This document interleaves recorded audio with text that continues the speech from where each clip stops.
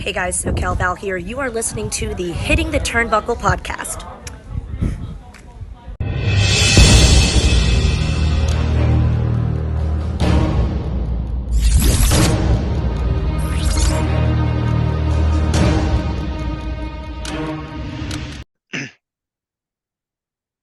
Welcome back to the Hitting the Turnbuckle channel.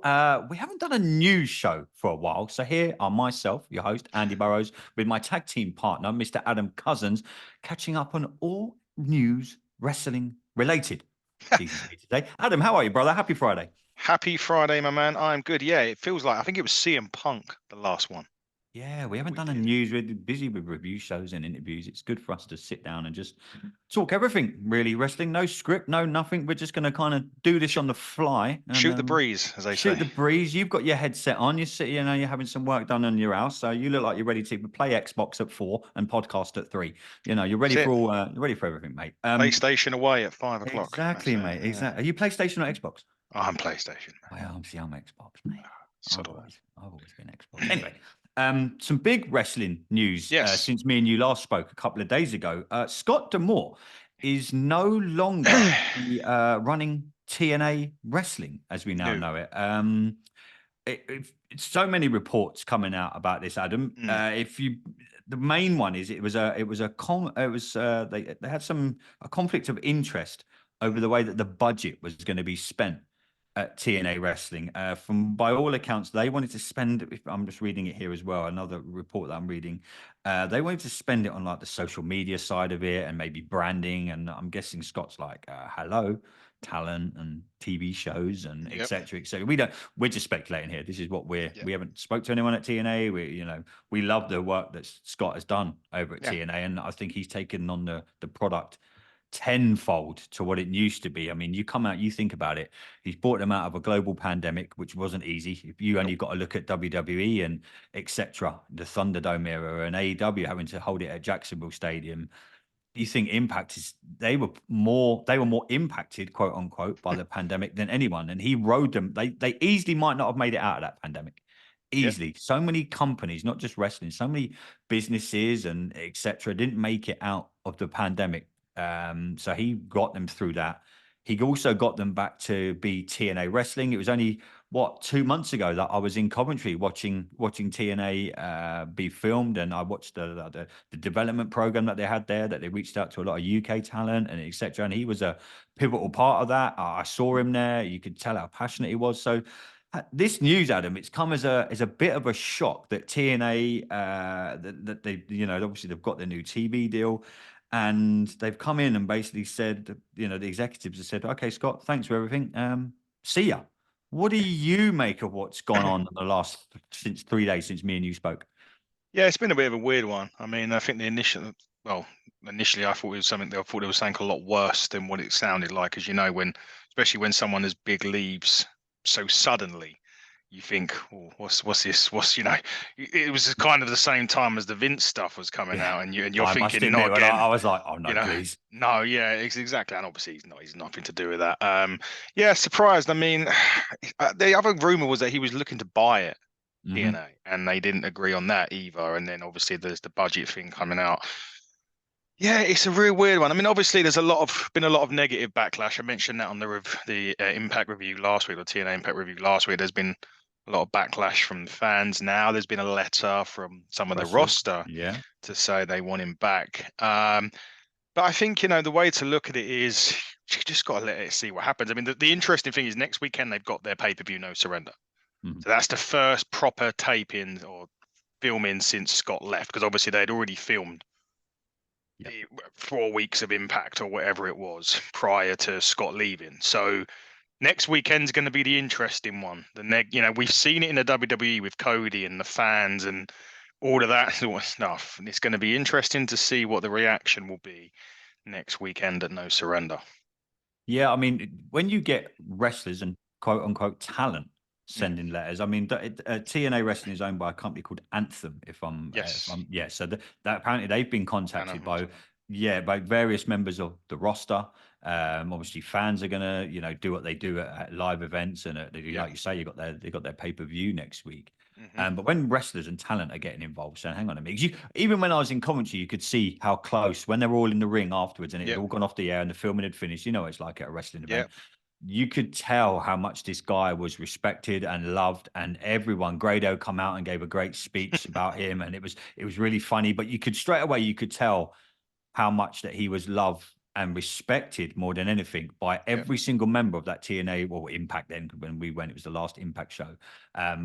You could tell how much he was respected and loved and liked by everyone at the roster. So, yeah, I can see there being some severe backlash for this, whether it'll come back or not. These big corporations are like, they're very going to dig their heels in and say, look, it's either our way or the highway. We're putting in the money, et cetera, et cetera. But to hear them say that they want to just concentrate on branding and stuff like that, TNA brands itself, in my opinion. TNA, you know how much I loved TNA back in the day. I was a humongous TNA fan. So when I heard it's coming back, I was all in for it. So TNA, in my opinion, brands itself. I would rather they focus the money on keeping a really good TV deal. Because what you don't want to happen now is, if you remember back in the day, and AEW have done it to an extent, where you're 1 minute you find them on this channel, and then you find them on that channel, and then they're on the Discovery Network, and then they're on channel 745. They're 4 stops away from Babe Station. You know what I mean? It's kind of like they're that far down the roster, and that's what I don't want to happen to TNA. I don't want them. Now they're back, and they really have come up on the rails, and they've developed a great product where they've got some great people working there. What I don't want to happen now is, because Scott's not there and maybe a few people's noses have been put out of joint, that the product suffers. I mean, how do you think the product will suffer now without? He was such a pivotal part of what went on in TNA, whether it would be creative, whether it be involved with the talent, whether it be everything that went around with TNA. He played a pivotal role in that. He did, and that's another thing now, isn't it? Because you're going to have the backstage morale, and they trusted Scott. That's a huge thing, isn't it? When you've got to trust the people that you work, or the people that you work for, especially in that business, to be able to book right. I mean, the guy that's come in, and forgive me, I can't remember his name. I don't know if he's got a wrestling background. I can't pronounce his surname. You know what I mean? Ciccone. I don't know. Yeah, it's like me pronouncing Japanese wrestlers, mate. It just doesn't happen. Yeah.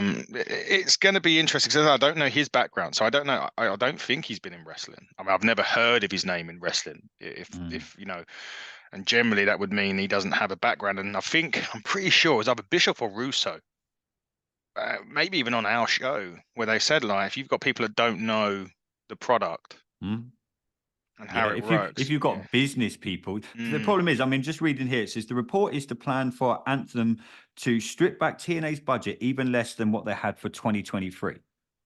This literally what I'm reading now. This could be complete BS, but this is. I've read a few reports before me and you hit the record button today. I jumped online and tried to find out a few things. This is just on a few websites that I'm on right now. So apparently they've got a lesser budget than they had in 2023. So that to me is a little bit worrying, bearing in mind you're TNA wrestling again, you've got a new TV deal, you're on the up. For them to suddenly go, well, hang on a minute, you're not actually going to have as much money as you did have in 2023, and they didn't have a lot. They were, Impact Wrestling in 2023 they weren't playing in front of massive venues, but they were doing enough to get them to where they are now. So I'm kind of concerned now where this is going to go, because I hope all this hard work over since 2020, say, in the pandemic, and like I said at the start of the show, getting through that, I'm hoping it's not all going to be flushed down the toilet now. But it's worrying times, mate.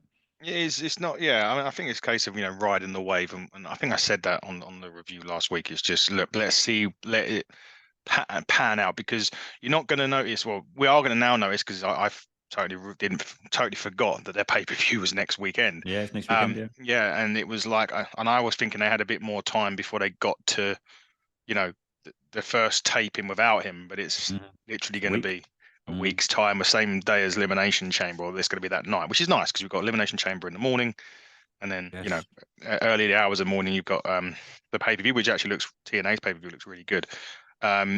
We'll get onto Elimination Chamber in a minute, actually. But it's going to be interesting, that first taping, and see what happens. But yeah, I'm worried, but at the same time, I'm just like, okay, well, let's just see. Let's give them a see chance, what happens. I suppose. Yeah. You've got to. There's nothing. There's no point in people bashing it, and you see it all the time. They've just gone on the media, socials, and they've basically just gone into one on it. Just let it pan out and see what happens. Is it concerning and worrying? Yes, but let's give him a chance. Yeah, no, definitely. Yeah, before we get on to Elimination Chamber, one of Nick, you met him at Ignite last week. He mentions to me all the time. He goes, he doesn't watch AEW loads anymore. And believe me, I'm not about to bash AEW, but question, obviously, you and Dave and everyone reviewing AEW a lot recently. I'm dipping in and out of the product. I'm not even going to sit here and pretend I watch it week in, week out, because I don't. Why do you think the AEW crowds right now, Ads, if you read all the reports, and it is all reports, but from there's people putting pictures on, why are the crowds suffering so much at AEW? 1,300 at like recent shows, in like a 8,000 seater stadium or a 6,000 seater stadium. What is, in your opinion, and generally, I'm generally interested now. This is just purely wrestling. This isn't me bashing AEW. If this was TNA, if this was WWE, I'd ask the same question. But I know that you watch the product a lot. I know you and Dave sit down and do the reviews on a weekly basis. What do you think's gone wrong with AEW? From the crowd perspective recently, that they're not drawing as they used to, because as they come out of the pandemic, there wasn't anything hotter than AEW, and I get it. It's a new it's a new company. It's when things are like that and it's new, you're going to attract something because it's something different, and it's something we haven't had for many years. We've had WWE, and we can hark back to WCW versus WWE, but since then we haven't really had anything. Right, we've had Impact, we've had a few things here and there. Why do you think AEW are struggling crowd-wise right now? Again, I went and had a look on a couple of hours ago, but when me and you knew that we're doing this today, some of the crowds they're getting, Adam, Jesus, man, I think non-league teams get more at their football matches, some of them. And that's not my shoot. That's straight up facts. 1,300, 1,200 people at an event that holds a 5,000-seater arena. Someone like it's equivalent of Wembley Arena being half full and not even that. What do you put it down to, Adam? What's going on in AEW, bro?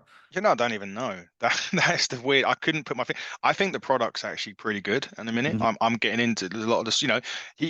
What he is doing right, and kind of also what he's doing wrong in some cases, is he's booking a lot of. It's starting to make a bit more sense some of the time. Sometimes with AEW gets a bit convoluted, and you think, a bit. The thing with this is a bit like Rampage this week. There's a match on Rampage this week that had no storyline. Like, it was just booked. Wasn't Jeff Hardy getting booted in the mouth? It was. Yeah. It was him and Guevara in a no DQ. He was out cold. And there's going to be there'll be a rant about that Monday with Dave when we go on, because I'm not, again, there's safety of wrestlers and stuff like that. I really don't know, because you look at that and you say they can't fill this arena at 2,500, yet they've sold 16,000 tickets for Revolution. They've sold 40,000 for Wembley. Sold out Wembley Stadium, pretty much sold out Wembley Stadium. I don't know if it's the town. I mean, they've been to some towns, where you could hear a pin drop, with the crowd. Anyway, even at some of the loudest places, the crowd. I can't put my finger on what it is. I don't think it's lack of star power. They've got enough there, and they're going to be adding some more. We know Ospreay's finishing up this weekend. Fortunately, I'll get the fortunate thing of meeting him on Sunday, which is going to be nice. And then he's going to go, and he's got his first match actually at Revolution against Konosuke Takeshita. Well done, bro. Proud of you there, son. Come on, man. All this time with Dave, he's prepped me out. See, they got Mercedes Moné coming. She's a big star. And she obviously, Sasha Banks. They got, but sounds a bit. They got Okada, which he's been there before. It's not, I don't know though. Really, mate. Could be getting Sheamus. Yeah, I mean, accounts. Yeah, the other interesting one, and this probably won't happen, and because we were saying about sort of switching to WWE quickly here, when we're talking about Cody. Well, his contract's up, and although they said he's probably signed, there's been nothing official yet. You look at that, and you talk about maybe when we're talking about finishing the story, maybe that's playing into that as well. If he's not, I watched a little bit of Dynamite this week, and the "We Want Cody" chants, but they didn't cut them out, did they? That was a lot of that was Darby Allin, and that got criticised as well, actually, by good old Uncle Dave. Oh God, Meltzer. He didn't like that very much. I saw the shoot he done on The Rock as well. It's like, do people just? I'm a really quick rant. Do people forget that what The Rock has done for this business? Like, they seem to just think that he's rocked up from Hollywood and he's taken a spot of other people. Do they maybe forget the 15, 20 years, like the Attitude Era? And they seem to, every wrestling fan, not us, because, I just appreciate wrestling. Yep. But at the minute, I'm seeing a lot of, he's coming back from Hollywood and taking someone else's spot. But these are the same people that are sitting there with a box of Kleenex and a sock when John Cena comes back. And you're kind of like, hang on a minute. We're all happy when Cena comes back, and we saw him at Money in the Bank, and he had that little mini run when the writer's strike was on. So when it suited Cena, and this isn't a bash at Cena, anytime I get to, not his biggest fan in the ring, but anytime I get to see John Cena is great. At the minute, I'm just seeing all this. Whoa, The Rock's coming back, and he's taking this spot of whose spot is he taking? You tell me. Whose spot is he taking? Cody's still involved in the storyline, albeit we've gone around the houses to get there. Yeah. Seth's going to have a great match at WrestleMania. Everyone that should be involved, that's been in the company and been on there Monday to Friday, was quote unquote, is involved. So I don't get all these little virgins sitting on the internet. And Dave, when I saw Meltzer's interview yesterday, completely bashing The Rock. I watched it on, someone retweeted it or something. So I thought, let me watch this. It's about 4 or 5 minutes long. And it's him just literally bad mouthing The Rock, how he doesn't deserve to be there, and he's just taken a spot of someone else. And I'm thinking, hang on a minute, the years and years and years that this guy has been involved in, he could easily go, do you know what?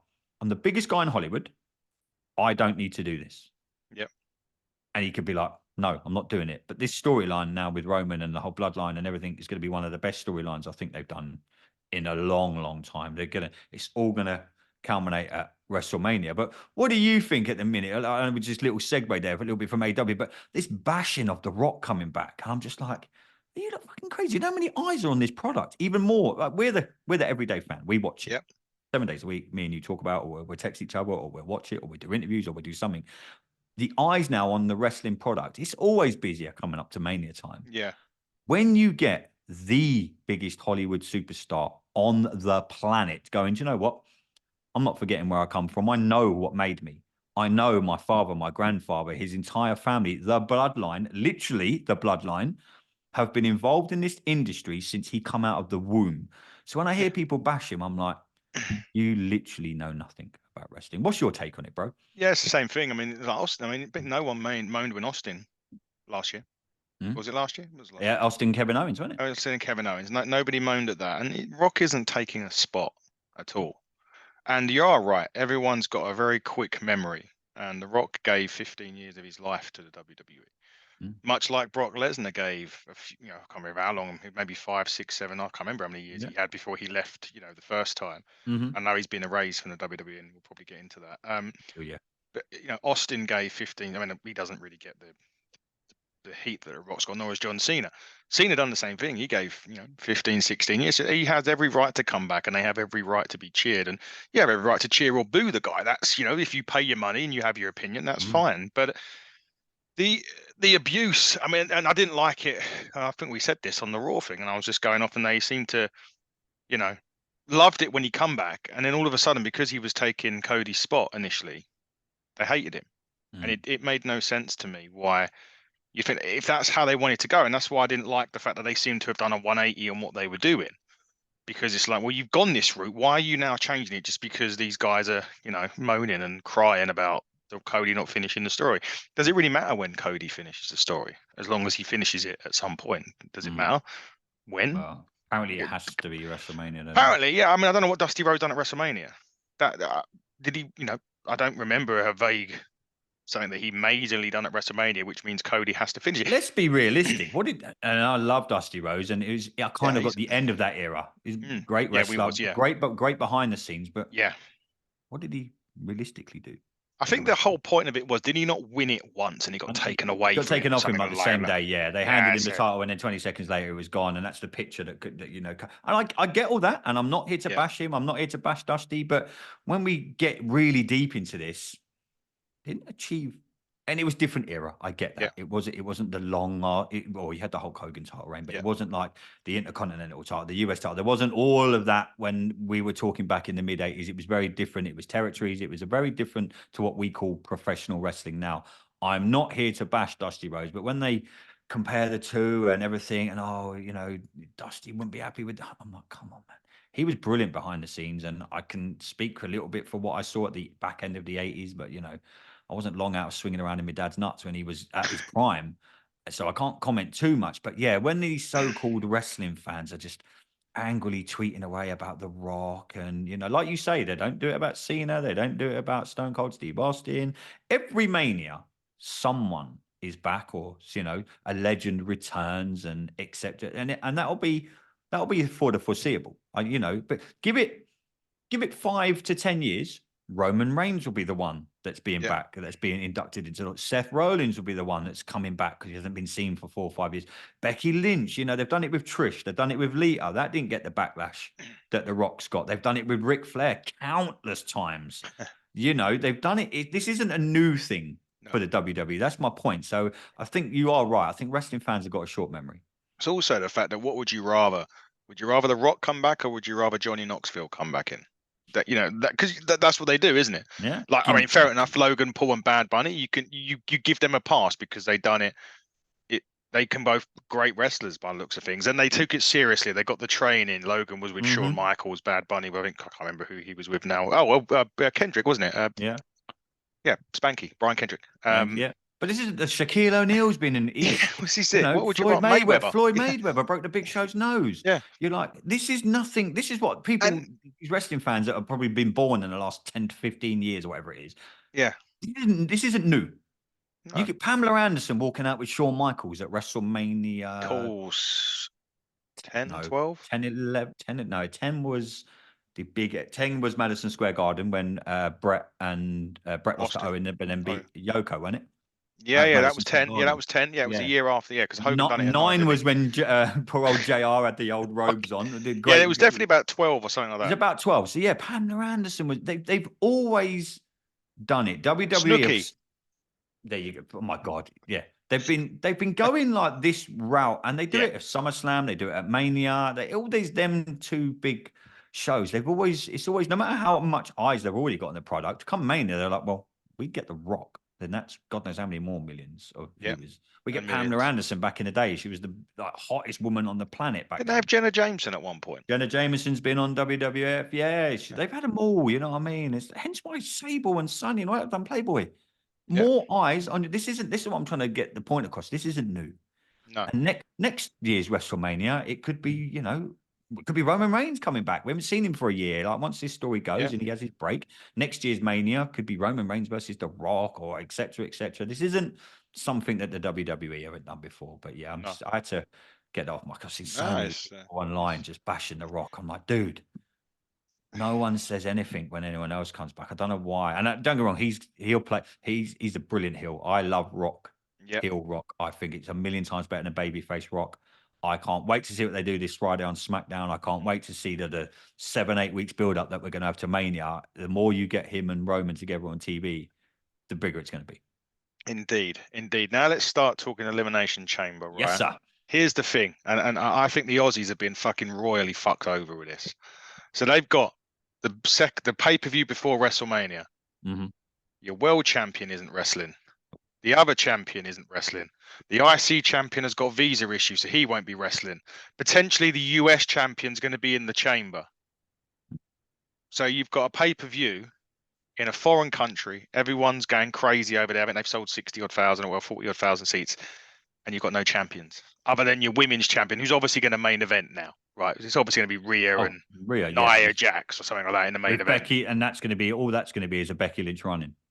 Or Becky will win the chamber or whatever that's and going to be. then she'll run in, and it'll be her and Rhea. Chamber will go off the air with Rhea and Becky going face to face in the ring. Something like that, and then now they've added the Grayson Waller effect show with Cody and Seth. Mm-hmm. So the intriguing point now for this is what's going to happen on that show. Apparently Rock and Roman are, from what I'm hearing, could be scheduled to be there. We'll wait and see, won't we? I mean, as you said when we done the Raw review, there's taping 2 episodes of SmackDown tonight. Yeah. So you would imagine they would both be on there.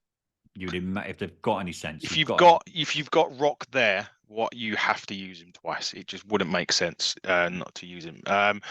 We should get a clearer indication tonight. I said this on Raw of where we're going with it. To have Cody and Seth on the Grayson Waller effect or show, whatever you want to call it, adds a bit more intrigue. I mean, we always say this. Didn't we say this about like a Backlash once? They had about 2 matches with about a week to go. And it was actually a really good pay-per-view. Really, Seth got Omos, wasn't it? What the fuck's this? And it was actually really good. I think the match will be a good pay-per-view. But I just think the Aussies have been given the bit of a short end of a stick here with with what's going on. But it'll be a good pay-per-view. But I suppose we're going to have to talk Vince, right? Vince, Brock Lesnar. I mean, we kind of mentioned it on our Raw We have been review. mentioning it, yeah. I never. Did you ever think we'd get to a day where we see a WWE with not one McMahon? Triple H is by marriage, and from what we hear, that ain't going too well. Did you ever think we'd get me and you be sitting down all the years we've known each other, all the years we've watched wrestling, where a McMahon is involved in professional wrestling? I thought Vince would be dead before we ever got to that point. You can kind of see why now this cell was rushed through, though, can't you? Oh, yeah. Well, yeah. Well, it all started. That's where it kind of the NDAs and all that sort of stuff. And that's only one. Yeah. NDA, by the way. We've got like 4 or 5, wasn't there? NDAs or something along those lines. That we know of. And then you've got the kind of thing that started all this was the Ashley Mazzaro thing in Q8. Where she said that she was raped and such. I saw one of her friends. I don't know. I'll try and find. Do you see the friend getting interviewed on CBS? Saying that Stephanie always a bit worrying when like friends. Don't get me wrong. If something happened to you and I knew it weren't true, I'd back you up and you'd do vice versa. But I was looking at this interview, going, "Wow, Stephanie McMahon has been thrown under the fucking bus here." Stephanie knew about it all and covered it up, and I'm like, "Oh, you need to be very careful what you're saying here because without proof." I did read that today, and I watched the interview this morning. Someone retweeted it, and I was like, "Wow, this has gone out live on American TV, and you need to be very careful now." Yeah, I mean, there was also a tweet that someone retweeted of Ashley Mazzaro, basically saying that Steph was amazing. So it's kind. I don't know. As you say, when a friend comes out, and you're right, exactly what you said. If you said, something happened to you and it weren't true, I'd back you and say the same thing. But I think they got to be very careful with what they do here, because did I think Vince? I kind of thought if something was going to happen, Vince sort of like, and I say this term loosely when I say he's like a lad. Do you know what I mean? Not in what he done, but like you could just imagine sitting there with Vince. A woman walks past and he's like, "Oh, she's got a nice ass, hasn't she, son?" He's like he still thinks it's the 70s and 80s. Yeah. That's the type of guy that he is. I mean, the rest of the stuff that come out. I mean, Dave was like, I wasn't surprised reading about it, and you hear all these wrestlers come and go, "Well, yeah, that's Vince."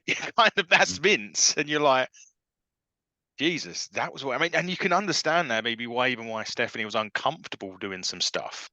Because there was that incest storyline that he wanted to do, didn't he? With the Undertaker and stuff like that. And he wanted to have a one with Stephanie, didn't he? And it never happened. But you can see why they've kind of like Shane and Steph. You wondered why a year and a half ago, whenever it was, have just gone by. Shane come back and he had that little run, which was good, and then obviously he got injured at WrestleMania last year, so we haven't seen Shane for a year. No. We all thought that he would be back at this year's WrestleMania. He's another one that comes back at Mania. What we were talking about earlier. Well, Shane McMahon chucks himself off the Hell in a Cell against the Undertaker, and it's incredible. No one cares anyway. But yeah, his son's now gone into football, and he's backing him with that, and it's brilliant. Stephanie's obviously still married to Triple H. I'm not here to speculate about someone's marriage. I haven't got a Scooby-Doo what's going on there. I generally have zero issues with Stephanie from what I've seen as and I can only talk as a wrestling fan. I don't know the woman from Adam, quote unquote. But yeah, I can only quote on what she's done for me as a fan. And I think everything that she's done when she was SmackDown GM, and I think everything that she's done for the business, and she seems to have learned about the business, is good. Yeah. Everything that goes on backstage is pure. That's why I get annoyed when I sit down and I listen to people like Dave Meltzer, or I listen to others that just they're saying these things as facts, and as in they know, and as in they've been in a lot. Dave Meltzer's never stepped. I've stepped foot in more locker rooms than he has. You've stepped behind the curtain more than he has. Because he's maybe noshed off Tony Khan a couple of times. He thinks he knows everything about wrestling, and then you see him talking about Stephanie and Vince. He's only doing what me and you are doing right now. It's pure speculation, but he quotes it as facts. But hang on a minute, Meltzer. You don't know. You literally know nothing. You've made a career out of speculation. You've made, your big headline. You get people to click on it. That's the problem with the wrestling industry and all these so-called sources. I mean, it's amazing how a source says. No, a source doesn't say. You were sitting in your mum's basement one day. Star Trek had just finished, and you thought you'd put out a little tweet about Stephanie McMahon. That's literally all it is. You've got no facts. The people there's only ever really Vince, Shane, and a few at Hunter. Paul Levesque, that's really, really going to know the facts. And don't get me wrong, Vince is 99.9% guilty as hell, because otherwise he's, like you said, he's going to the grave with WWF, WWE. For him to just step back, there's no smoke without fire. So I get that part. But people like Meltzer and all that, I've got literally, if we ever had a chance to get him on this show, I promise you now it wouldn't happen, because I'll tear him a new one. I don't like people like that, mate. I just think it's bullshit that they can just speculate. And I saw that thing yesterday with The Rock, and I've seen the whole Vince and Stephanie thing, and I'm just thinking, mate, clickbait. And that's the problem with wrestling nowadays, especially with a lot of these. Don't get me wrong, we have some great wrestling observers, and we've had a lot of them on this show, and they really are good, and they do their homework. People like Meltzer made a career out of just literally sitting in his mum's basement making shit up. Yeah, he does. Yeah, and you're right. It's all from a source, quote unquote. And I don't know about Meltzer, but the other side of it that people have been saying also is that TKO will literally fire anybody that knew about this. And that begs a question. The Rock? No. That begs the question. Some of the people, well, again, these are just speculation tweets that have gone out. So we always take things with a pinch of salt until it comes out properly, and then we can have the conversation. But the things we're saying is The Rock's there, and the part of the reason is because Hunter knew about Vince and stuff, and he will be basically the next one, and The Rock is there to, I don't know. Again, this is pure speculation about stuff, and that could be interesting, because if they could fire. Unless they're so invested in the WrestleMania storyline, they've got to get through Mania and stuff. But again, speculation is speculation. Like, I'm not going to go back on the rant I just had about speculation, but you can't be married to Stephanie McMahon and not know what's going on. Yeah, to some extent. You know what I mean? It's not exactly like, oh, pass me the salt. Oh, by the way, did you know Vince done this the other day? It's kind of one of them. You're going to know something about something, if you know what I mean. But again, it's purely speculation. Yep. I mean, the way wrestling has changed even so much over the last year to what we call wrestling. Yeah. And the way we absorb wrestling, the way we get our content, the way that it's so far from what got me into wrestling. And don't get me wrong, I still love it. Hence why I'm sitting here doing this with you while we do our channel, while me and you talk countless wrestling, and we have amazing guests, and we attend shows, and I love the sport of professional wrestling, and I love the buzz that it gives me when I watch a live show. What I'm not so keen on now is all the hearsay and the sources. This, and don't get me wrong, it's always been around. I mean, we've had websites ever since the internet has been invented, but now it seems that the access and the way that anyone can, like I was speaking to someone the other day, they asked me about how I got into podcasting stuff. Anyone can hit the record button and put a microphone in front of them and say something and quote it as fact. Doesn't mean it is. I could sit here right now and go, I know this for a fact. Well, I don't. But it will get me good clickbait. But me and you, we're not about that. No. I know plenty of people, unfortunately, that are. And unfortunately, the way the wrestling business is, and you've only got to speak to someone like when we sat down with Russo, and he was brutally honest and told us about like the wrestling industry and the people that, there's a lot of wrestling. What is it? They say the wrestling industry is one of the most selfish industries in the world. Yeah. And I think that's more, I don't know what you think. That seems to me now more behind the camera, more for these quote unquote wrestling observers, or these these podcasters and stuff like that. And I mean, we've never been about that. We're just two fans that have sat down and we started a podcast together.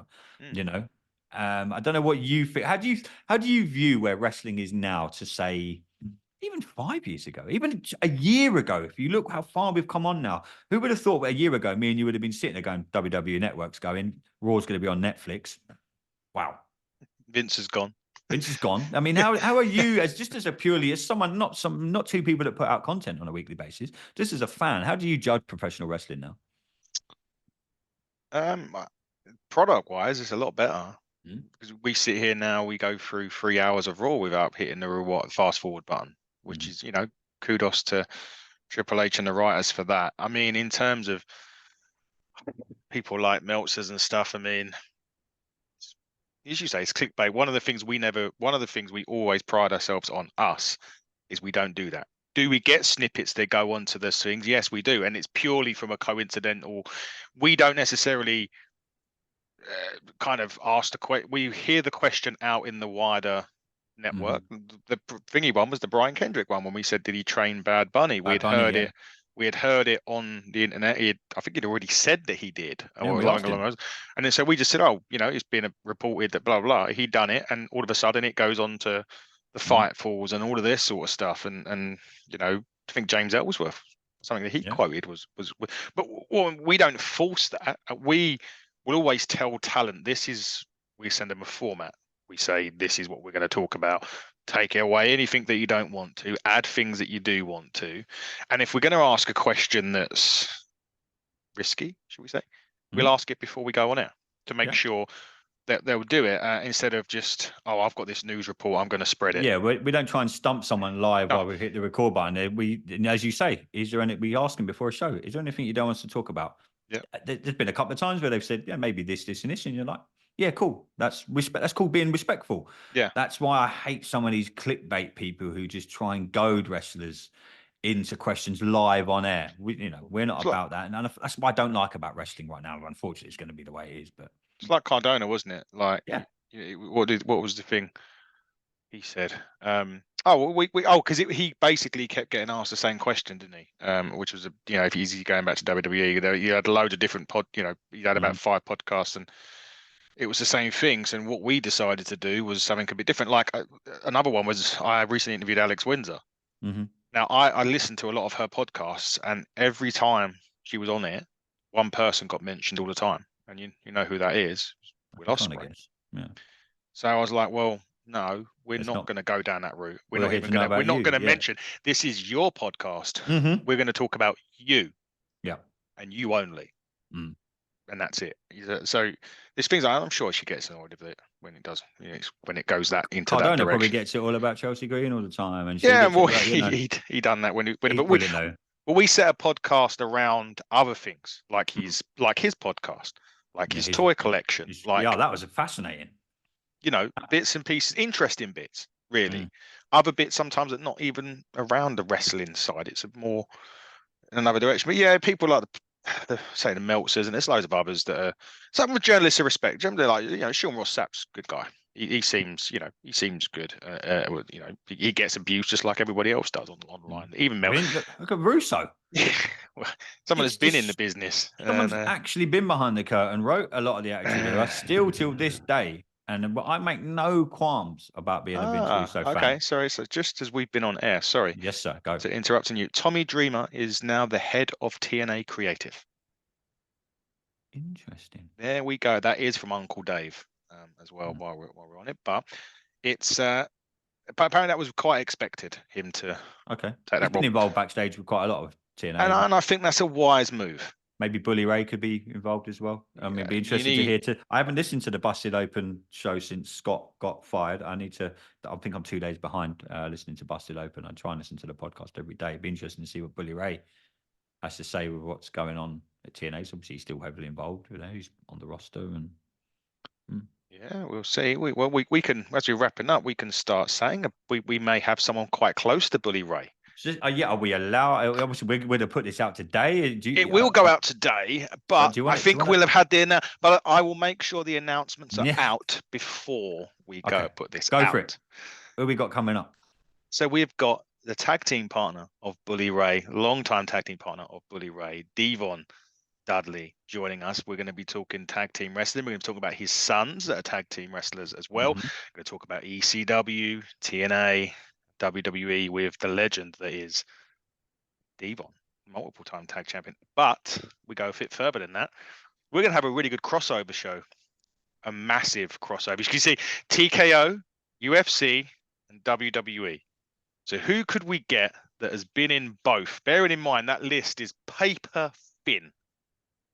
I don't know what I'm looking like. I don't know. I do know. Yeah, you know exactly who it is. Yeah. We got Mr. Ken Shamrock coming on to do. So we're going to do a crossover, UFC WWE crossover. It'd be great to get an insight from him. How different, say, training from a UFC fight is. Coming from his background to WWE, and he was probably one of the. There's probably you could probably name them on one hand. Yeah. Him, Kurt Angle, ones that have, for me, and I'll be interested to ask him this, seem to have transitioned so easy. Yeah, Ken Shamrock he looked like he picked wrestling up like that. Yeah, and his in-ring work. It'd be so interesting to see, ask him, when was the moment when you were like, I can do this? And It he didn't seems, just do it; he yeah, was fucking amazing at it. it Kurt Angle seems the quite same. Kurt weird. Angle, one of the best ever. Yeah, Kurt Angle was great. He's one of the things with it. It seems to be easier to transition from UFC to WWE than to WWE to UFC. Yeah, Lesnar done it Lesnar, well. yeah, Punk Punk struggled like fuck. just disastrous. Let's be honest. What's his name in Riddle. AEW? Oh no, Riddle went the other Riddle. way, didn't he? What's mate your boy in AEW was in WWE? Jack Swagger. Oh, yeah, yeah. So Yeah. I mean, Bobby he's Lashley undefeated. was Bobby Lashley done Lashley a went couple. to the equivalent of UFC. They do Bellator, a wasn't lot. it? Bellator. He went to Bellator. You had Did didn't okay. think you have a couple of matches. What's his name? Oh shit, he's gone now. I can't remember who I was thinking of. Yeah, and plenty of wrestlers have done UFC. Batista. Batista's He done. did a Yeah, he's done couple. a few, and it's not the transition the other way. Apart from Lesnar, Yeah, it'd be interesting to ask Ken about how he feels that they've struggled going the other way compared to how easy. And I get it, wrestling isn't what UFC is. I know, but it's still an art form that you have to master. yeah, You still literally got someone's life in your yeah, hands. I mean, when Kurt Angle's picking up Shane McMahon and throwing him through some glass at King of the Ring, and they had to do it twice. Even yeah, though Kurt says he bent down to Shane and was like, "Do you want to do this?" He's like, "Throw me through the fucking glass," and you're like, "Whoa, okay." There's still, there's still an element of risk. There's still an element of I need to learn this. When I go down to Apex Wrestling and I'm yeah, just standing on the side and I'm watching them, and John, the guy that runs Apex, he's literally telling these youngsters, "Well, yeah, you think that might look good, but if you hold him there and you drop him there, A, that's not the way to do the move, and B, you're going to break his neck." yeah, So there's so many elements that go on to professional wrestling. So someone like Ken Shamrock to come yeah, across and do what he done in the wrestling industry, I thought was incredible. Yeah, I can't wait to sit down with yeah. him, mate. So yeah, And two then, great ones. but before all that, we got Heath Slater or Heath Miller Yeah, next next week. week. Yeah, Heath Next Slater week, next week. the one-man band. Man Let's band. talk Nexus, Core, Rhino, Yeah. TNA, WWE. Still haven't forgiven I, Rhino for chucking a beer at me. I really want to talk to. I told you I have a theory about Nexus thing, and I want to discuss it with Heath because he's got Such some. a big thing that could have gone way better than what it was. Oh, it was the biggest ball drop WWE done in a while. Yeah, that could have been NWO levels, in my opinion. Could have got there. It could Could have have got been, especially when they've done the whole thing with Cena to start it off with, and it well, starts this is my thing. This is my theory, and when it I'm not starts gonna off that hot. You're Yeah, like, wow, and then it just went. I had a theory about that, and I'll quiz Heath. We've also Okay. got We also got these new shows that we're doing called Superstar Spotlights, where we give some spotlights to up and coming names in the UK industry. We've got two of those as well coming on. We've got David Francesco from Rev Pro that will be coming on as well as JJ Gal, who is another one in the Rev Pro scene that's coming on board. We will also be speaking to one of the Bullet Club War Dogs, name to be confirmed. I'll tell you. Because I don't think you even know yourself in a minute. So I haven't got a fucking clue, mate. Not gonna lie. I'll tell you after. I might just tune in. You might go tune in, yeah. So we got that as well, and and because I can put this out there, and I don't think he'll mind. I have reached back out to Eric Bischoff to see if we can do either a WrestleMania preview or review. Yes, that would be awesome. If we could get him, if he's possible, he's probably gonna be busy that weekend because busiest man on the planet. Yeah. But I'd love to get him on, and then just to talk a bit more. Anytime we get Eric on the show, can we say friend of the show? No, I love that saying. Yeah, he's a friend of the show. Yeah, anytime we get to sit down with Eric and just bend his ear for an hour about wrestling, we could just literally just ask a few questions of me and you. We don't have to talk that much during that show. No, he does it all for us. He does it all for us. Eric Bischoff is probably he's up there with my favourite guests that we've definitely ever up had there. on the show. And what then a nice dude. On the road to Buckle Up as well. Yes, we've got Buckle Up coming July 14th. July 14th. I'm at Apex Wrestling. You're at Apex? Next Wednesday? Sunday, where they're hitting Sunday. next Sunday, next Wednesday, I'm going to the Apex have got an amazing. Oh my god, I'll take some pictures when I'm there. A few ads. Yes, they've basically opened up pretty much a full-time training facility in Milton Keynes. They've also opened up a kids' school. Anyone from the age of 7 to 15, 16 can come and train and learn how to be a professional wrestler. So if you've got any kids out there that are in the Milton Keynes area or I'm in Leighton Buzzard myself, so anywhere not too far from Milton Keynes.